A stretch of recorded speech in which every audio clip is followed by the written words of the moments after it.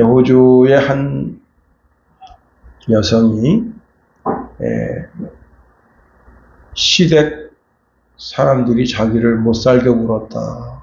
그래서 독살할 마음으로 산에 가서 이제 독버섯을 뜯어와서 그걸 말려가지고 그리고는 이제 시댁 식구들을 초대를 했습니다.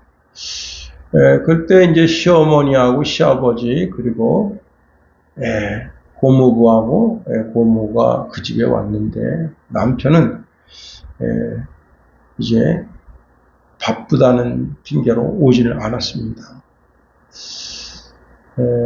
감자를 으깨서 만드는 요리인데 거기에다가 그 독버섯을 넣어가지고요 요리를 했는데 결국은 이제 어머니하고 아버지는 그날 병원에 옮겼는데 병원에서 돌아가셨고 고모하고 고모는 하루 더 있다가 돌아가셨습니다.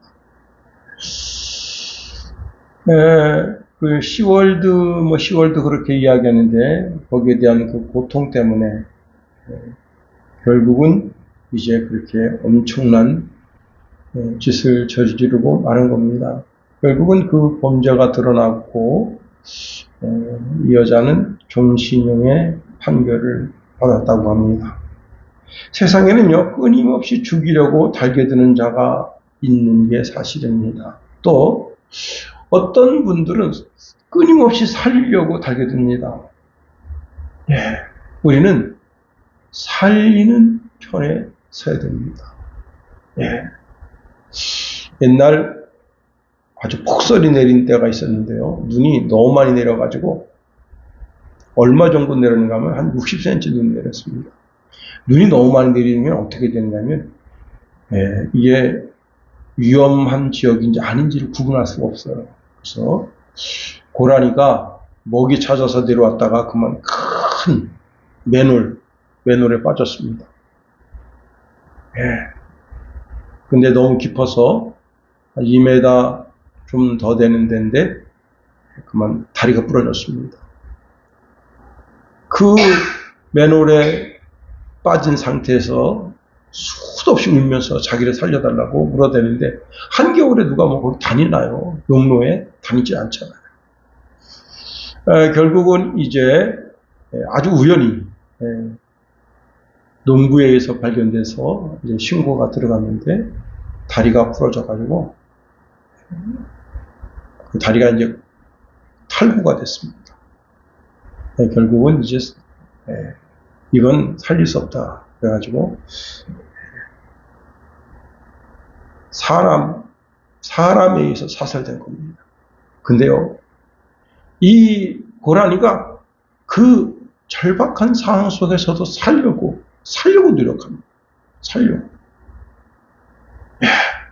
자기가 살고 싶다. 그래가지고 막 그 엽사가 왔는데 엽사를 피해서 결국은 그렇게 됐습니다. 우리 하나님은 정말 그 맨홀에 빠져 죽어가는 그 고라니처럼 우리 영혼이 핍절해서 곤란 속에 있는데 그러한 영혼을 살려주시는 분이시다. 에베소서 2장 5절 말씀해 보니까 죽은 우리를 그리스도와 함께 살리셨다 말씀하고 있습니다. 인간은 자신의 죄와 허물로 죽은 존재라는 거예요. 영이 죽어 있다는 거예요. 우리 육체가 살아있다고 해서 살아있는 존재가 아닙니다. 인간은 죄와 허물로 인해서 비참함, 즉 영적으로 죽어있는 상태라 하는 겁니다. 그 죽어있는 인생을 살리기 위해서 하나님 자신이 이 땅에 육신을 입고 오셨습니다. 오늘날은 참 대혼란의 시대라 할 수 있습니다. 참 너무 고통스러운 게 우리 대한민국에 이런 분들이 있다는 것 자체 때문에 참 고통스럽고 곤란할 때가 많습니다. 한 인간이요, 층간소음 때문에 집에서 자기가 이제 그 들기름을 데웠습니다. 이 양푼에다가 데워가지고 팔팔 끓는 거 들고 가서 문 열자마자 남자한테 끼얹었는데요. 이렇게 해서 이쪽 전부 다 졌어요. 새빨갑니다. 그리고 이 사람이 그 아파트 전체에다가 소음 내지 말라고, 예, 소음 내지 말라고 경고문을 이게 지가 스티커를 만들어서 전체에다 붙였어. 그런데 이제 그 사회학자가 와서 정말 이런 그 소음이 정말 문제가 될 수 있겠는가 하고 소음 측정을 합니다. 근데 전혀 문제가 될 수가 없고 들리지도 않아요. 예, 물론 이제 한밤이면 들리겠습니다만 낮에는 들리지도 않는데 그렇게 막 그 층간소음 그것 때문에 스트레스를 내면서 결국은 한 사람을 그렇게 들기름으로 콩기름 해가지고 견져가지고 경찰이 그 즉시 이제 체포해서 구금된 상태입니다. 또 이런 경우는 어떨까요? 이런 경우, 자, 윗집에 살아요. 맨 위, 아파트 맨 위에 살아요. 그런데 자기는 층간소음에 시달린다. 그래가지고 볼링공을 가져와가지고 자기 아파트에서 위에서 그냥 내려칩니다. 아파트 전체가 웅 하고 울리니까 사람들이 지진 나는 줄 알았어요. 근데 그게 아닙니다. 아니 여러분, 소음이라는 게 위에서부터 밑으로 내려오는 거 아니에요? 밑에서 위로 올라가진 않잖아요. 그런데 그런 층간소음 때문에 너가 죽어야 내가 산다. 이런 식으로 달겨듭니다. 참 기가 막힌 거예요. 다 악한 영에 사로잡혀 있기 때문에 그런 겁니다. 참, 이런 분들이 다 예수 믿고 구원에 이르렀으면 얼마나 좋을까 하는 그런 생각뿐입니다. 여러분, 우리는 오직 주의 사랑에 매여서 살아야 한다는 겁니다. 성령에 사로잡혀 있는 인생. 사도 바울은 자기 자신이 성령에 사로잡혀서 살아갑니다. 사도행전 20장 22절에 보니까 보라 이제 나는 성령에 매여 성령에 매여 있다 하는 겁니다. 바울은 자신이 하나님께 묶여 있다는 거예요. 그리고 자신이 이렇게 묶여있는 삶을 벗어나려고 하는 것이 아니라 오히려 다른 모든 성도들에게 나처럼 이렇게 성령에 매여있는 삶을 살라고 권고하고 있다 하는 겁니다. 누군가가 나에게 묻습니다. 당신 누굽니까? 라고 물으면 뭐라고 대답하겠습니까? 사실 오늘 본문에 보면 바울은 오늘 본문에 자기는 어떤 사람이라는 소개를 하고 있습니다. 그게 오늘 본문의 1절 말씀이에요. 우리 한번 1절을 다시 한번 읽어볼까요? 시작! 우리 구주 하나님과 우리의 소망이신 그리스도 예수의 명령을 따라 그리스도 예수의 사도된 바울은 자기 자신을 이렇게 소개하고 있어요. 우리 구주 하나님과 우리의 소망이신 그리스도 예수의 명령을 따라 그리스도 예수의 사도된 바울이다. 예. 너 누구니? 이렇게 묻는다면 그 질문을 던진 사람에게 내가 누군지에 대한 확실한 답을 줄 수 있어야 하는 겁니다. 제가 조금 전에도 말씀드렸지만 세상이 참 변화무쌍합니다. 과학의 발전이 얼마나 빠른지, 또 경제적 구조도 옛날과 전혀 다른 형태의 구조를 띠고 있고요. 사회적 갈등은 또 어떻습니까? 이렇게 아주 급속도로 변화되는 세상 속에서 내 삶의 지침, 내 인생의, 내 신앙의 지침, 그 지침은 아주 분명해야 한다는 사실입니다.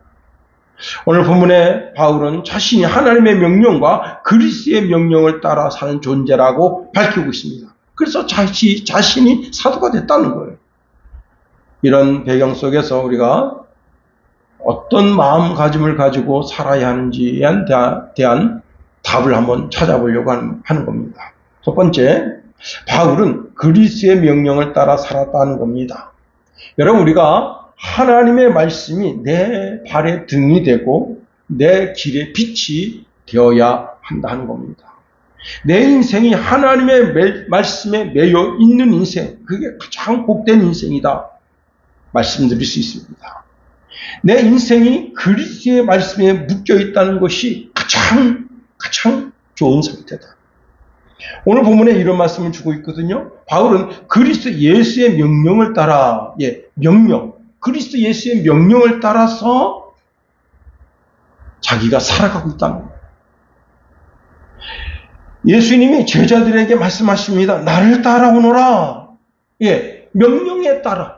명령에 따라서 그들이 순종하고, 그리고 자기 자신의 어떤 의도, 자기 자신의 어떤 자격에 의해서 따라가는 것이 아니라 오직 그리스도 예수께서 우리를 부르신 부름에 우리가 답하면서 그 부름에 우리가 명령을 순종해서 따라가는 거죠. 하루는 요한이 이제 여러 제자와 함께, 세례 요한이죠. 세례 요한이 여러 제자와 함께 있는데 그 세례 요한이 참 귀하게 여기는 제자들이 몇 명 있습니다. 그때 예수님 그 앞에 지나가십니다. 그러니까 이 세례 요한이 보라, 하나님의 어린 양이로다. 성경에는 그 두 사람의 이름이 나오지 않았지만은 요한은 그 자기 두 제자를 예수님에게 보냅니다. 요한복음 1장 38절 이하에 보면 예수님은 그들에게 이렇게 물었어요. 무엇을 구하느냐? 그랬더니 랍비요, 어디 계시오니까? 라고 오히려 예수님께 질문을 던졌습니다. 이 짧은 대화 속에서 이 두 명의 제자는 예수님의 제자가 되려고 하는 그런 영적인 욕구가 있는 거예요. 자, 이 질문을 좀 풀이해서 말씀을 드리면, 선생님, 우리는 단지 당신을 보기만 한 것이 아닙니다. 당신과 함께 있고, 당신의 삶을 알고 싶고, 당신이 머무는 곳에 배우면서 살고 싶습니다. 라고 고백을 하니까 주님이 뭐라고 말씀하시느냐? 따라오라. 와서 보라. 이렇게 말씀하십니다. 와서 보라. 여러분, 이제 무화과나무 아래서 기도하던 나다나엘이 있습니다. 그 친구가 와서 자기가 메시아를 만났다고 소개합니다. 구구절절 자꾸 이런 말 저런 말 자꾸 말꼬리를 잡고 물고 늘어지니까 빌립이 한마디 했습니다. 와서 보라. 여러분, 친구 따라 강남 간다잖아요. 가장 좋은 곳에 간다. 친구 따라오니까 예수님을 만나고 그때부터 예수님의 제자가 됩니다. 여러분, 우리의 걸음을 인도하시는 분 하나님 아버지시다. 잠언서 16장 9절 말씀해 보니까 사람이 마음으로 자기 길을 계획할지라도 그의 걸음을 인도하시는 이는 여호와시니라 말씀하십니다. 자, 바울 보세요. 바울은 다메섹에서 예수님을 만났습니다. 예수님이 말씀하십니다. 나는 내가 핍박하는 예수라. 너는 일어나 시내로 들어가라. 내가 행할 것을 내게 이를 자가 있느니라 말씀하십니다. 내가 어떤 행동을 해야 할지를 너에게 말해줄 사람이 있다는 거예요. 자, 며칠이 지난 뒤에 주의 제자 아나니아가 예수님께로부터 명령을 받습니다. 가라. 이 사람은 내 이름을 이방인과 임금들과 이스라엘 자손들에게 전하기 위하여 택한 나의 그릇이다. 그가 내 이름을 위하여 얼마나 고난을 받아야 할 것을 내가 그에게 보이리라 말씀하십니다. 그래서 가서 그 아나니아라고 하는 주의 제자가 그 바울에게 이야기해 주는 겁니다. 당신은 하나님께로부터 이런 명령을 받고 있습니다. 이방인과 이방 임금 그리고 유대인들에게 복음을 전해야 할 사명이 있습니다. 그때부터 그 명령을 따라 사는 거예요. 누구의 명령? 그리스도 예수의 명령 따라 사는 거예요. 사랑하는 성도 여러분, 여러분들은 그리스도 예수의 명령 따라 사는 주의 자녀들이 다 되기를 예수님의 이름으로 축원해 드립니다. 여러분, 예수님의 명령이 많습니다. 그런데 중요하게 세 가지로만 요약한다면 첫 번째는 회개하는 삶, 그 다음에 사랑하는 삶, 복음을 전하는 삶을 살라. 마태복음 4장 17절에 보니까 이때로부터 예수께서 비로소 전파하여 이르시되 회개하라 천국이 가까웠느니라 하시더라. 자기 자신의 죄를 회개하고 그 방향을, 인생의 방향을 하나님께로 돌리라는 명령을 우리가 받고 있다는 겁니다. 두 번째로 서로 사랑하라는 명령을 받고 있습니다. 요한복음 13장 34절에 보니까 새 계명을 너희에게 주노니 서로 사랑하라. 내가 너희를 사랑한 것 같이 너희도 서로 사랑하라. 여러분, 아무 조건 없이 예수님이 우리를 위하여 희생했듯이 우리도 그런 희생적인 사랑을 행하라는 거예요. 요한복음 13장 35절에 보니까 너희가 서로 사랑하면 이로써 모든 사람이 너희가 내 제자인 줄 알리라 말씀하십니다. 뿐만 아니라 이제 지상 대위임령을 말씀하시는데 마태복음 28장 19절 20절에 보니까 그러므로 너희는 가서 모든 민족을 제자를 삼아 아버지와 아들과 성령의 이름으로 세례를 베풀고 내가 너희에게 분부한 모든 것을 가르쳐 지키게 하라 말씀하십니다. 세 가지 명령 잊지 말고 늘 회개하는 삶, 사랑하는 삶, 복음을 전도하는 삶. 특히 여러분 이번에 이제 친구 목사님이 태국의 선교지를 알아보러 가신다 하고 전화가 왔어요. 저는 참 깜짝 놀라는 게 뭐냐면 갑자기 이제 아침에 설교 준비를 하는데 제 마음속에서 그 목사님에게 전화하고 싶은 그런 막 충동이 생겨요. 희한하죠. 그동안은 뭐 그냥 별로 관심도 없고 신경도 안 쓰고 그런데 제 마음속에 그 목사님이 어떻게 지금 지내시는가 이 뜨거운 여름날 그래서 제가 전화를 드렸습니다. 그랬더니 공항이잖아요. 그래서 어딜 가느냐 했더니 태국에 간다. 거기 지금 선교지에 있는 선교사님이 한번 들어오라. 그분이 선교지에 오는 모든 비용은 다 되고 이 목사님 백수거든 백수. 돈이 없어요. 그러면서 이제 자기가 한 2주